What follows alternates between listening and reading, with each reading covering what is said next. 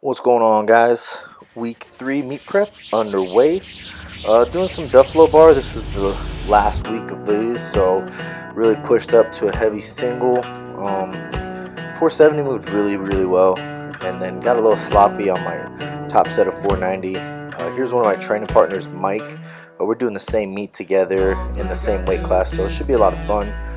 He moved up here from Florida, so he's been training with us for a good 2 to 3 months now. A lot of potential. Just have some technique things to dial in, and he'll be pushing some big weight pretty soon.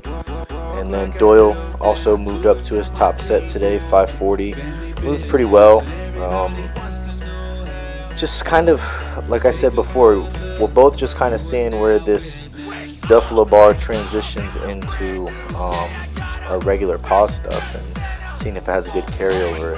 Every time I've used it has pretty good carryover. This is the first time I've used it in actual meet prep, so it'll be interesting to see how everything works out and how everything goes. But typically whenever I do the Buffalo bar, I usually have a little bit more pop off my chest, and also it feels like when you go to a regular bar, I feel like the range of motion is shorter, just because of the added deficit of the Buffalo bar gets you so used to that extra 2 to 3 inches of range of motion that when you go to a straight bar, it just feels like it's going to kind of like a two board. So just that alone should help with the heavier weight when it comes to pause benching.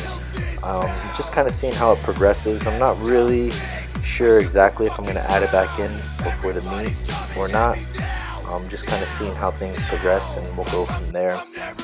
So after the top set, I still wanted to get some volume in. We're still a little bit away from the actual competition, so doing some back down sets, getting some volume in while I still feel fresh and feel good. And as the weights get heavier, I'll focus more on the main movements and not really doing too many drop down sets, and just recovery, right? Dropping volume and just getting stronger. So it's really nice to have the training partners around that I do. Keeps me motivated, keeps me pushing to get better, to keep growing as a lifter, and to keep getting smarter. So moving on to squats on Monday here, and the plan was to do 660 for a double. That's kind of a number I had in my head all week. 25 pounds more than last week's triple, so see how it goes. Squats feeling really good. Really happy with the progress I've made. It seems like all the off-season work has, although while doing it sucked, the volume and all the work wasn't fun, but it seems to really have paid off, and the squats are moving really good. Excited to put the reps on and see where things go. Here's the 660 for the double. Moved a lot better than I thought it was going to. Have a little bit of a shift in that one. Just got to work on rooting better and bracing better, and getting everything kind of dialed in, but really happy with the way things are moving. That's a really big double PR for me, so I can't really ever complain when you're hitting PRs, although I don't put a lot of relevance to them in training. I know a lot of guys that PR in the gym and then come meet day just kind of shit the bed, so I'm looking to put it all together on the meet. I'm not really too worried about how I do in the gym. Obviously the gym's a good indicator for how things are going to progress, but I try not to be the one who has better gym lifts than meet lifts, although sometimes that is the case.